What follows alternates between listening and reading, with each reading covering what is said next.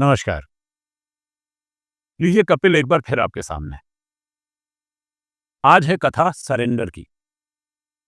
यूं तो ये कथा बहुत पुरानी है, दादी नाहनी की कहानी जितनी पुरानी। लेकिन कुछ कथाएं ऐसी होती हैं, जैसे शराब जितनी पुरानी होती हैं उतना ही उनका मेटल मजबूत होता जाता है। आज जब प्रधानमंत्री जी को एक पुल पर तिरंगा फहराते हुए चलते हुए देखा तो कसम से आंखें भर आई।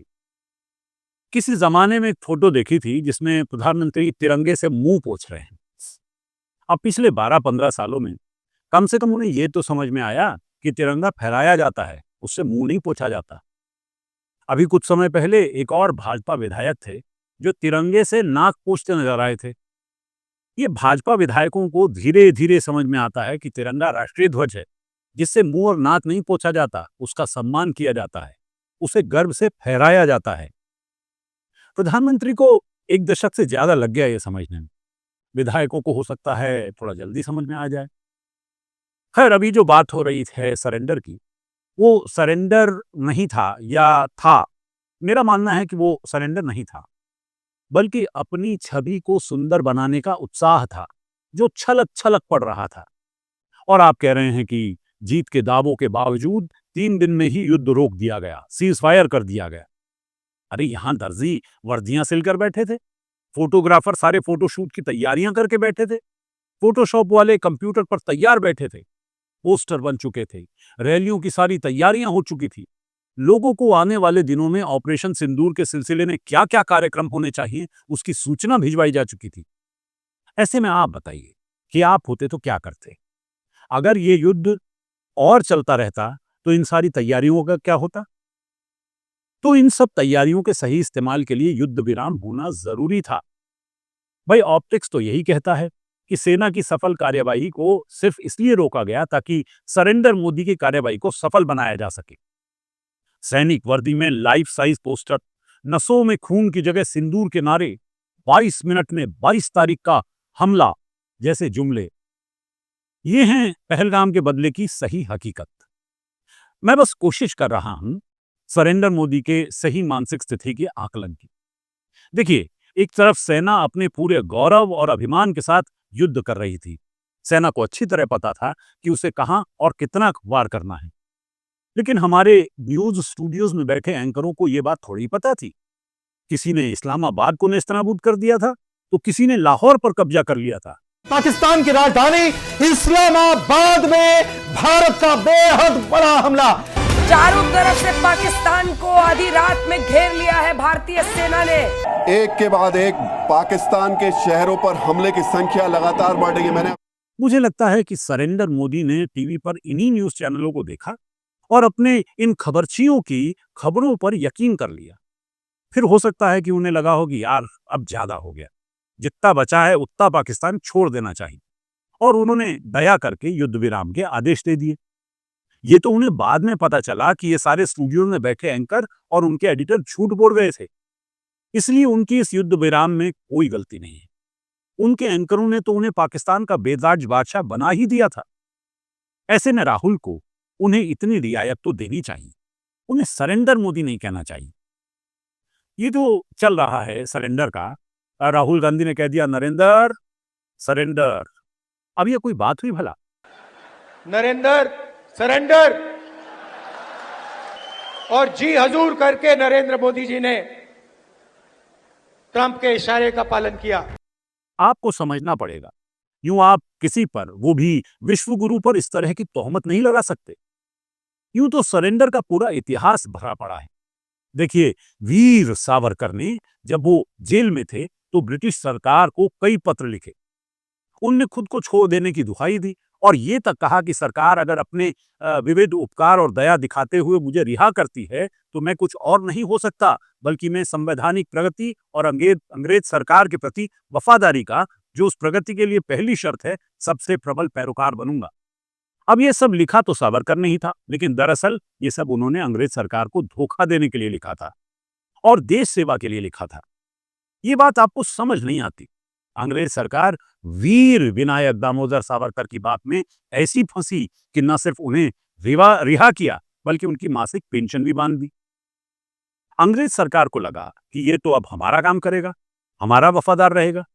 लेकिन सावरकर ने सरेंडर नहीं किया था, जैसे मोदी ने नहीं किया, बल्कि सावरकर ने रिहा होने के बाद 1941 में बिहार में भागलपुर में हिंदू महासभा के 23वें अधिवेशन को संबोधित करते हुए ब्रिटिश शासकों के साथ सहयोग करने की नीति का ऐलान किया।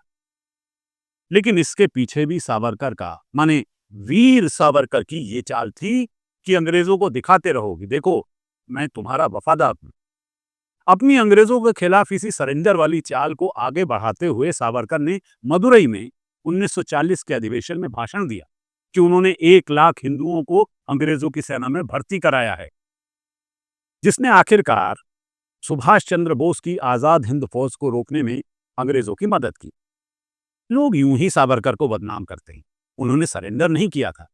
अपने पत्रों के जरिए उन्होंने सिर्फ अंग्रेजों को धोखा दिया था।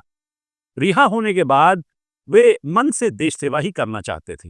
बुरा हो गांधी का, इससे पहले कि सावरकर को देश सेवा का मौका मिलता, उन्होंने आजादी के लिए हाँ कर दिया और बेचारे सावरकर को लगातार कोशिशों के बावजूद देश सेवा का कोई मौका ही नहीं मिल सका और वो बेचारे ताजीवन अंग्रेजों की सेवा ही करते रह गए।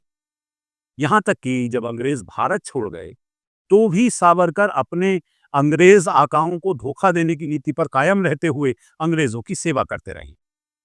इससे उनकी वफादारी का सबूत मिलता है। इसमें उनका कोई दोष नहीं है।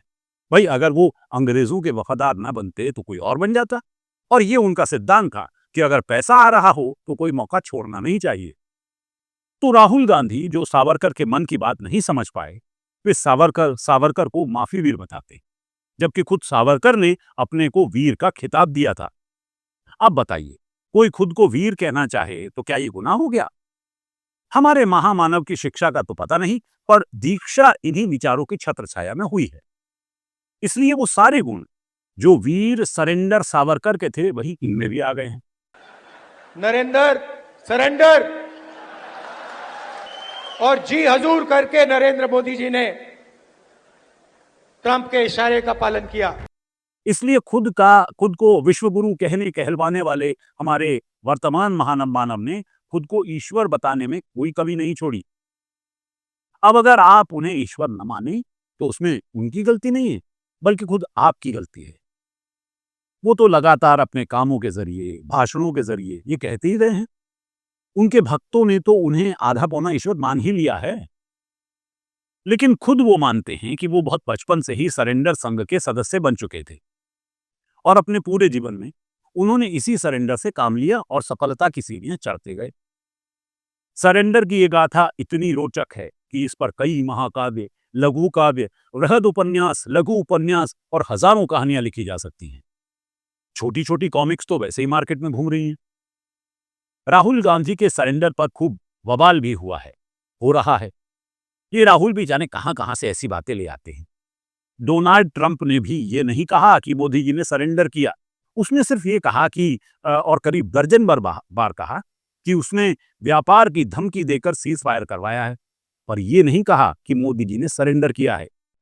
On Saturday, my administration helped broker a full and immediate ceasefire, I think a permanent one. I said, come on, we're going to do a lot of trade with you guys. Let's stop it.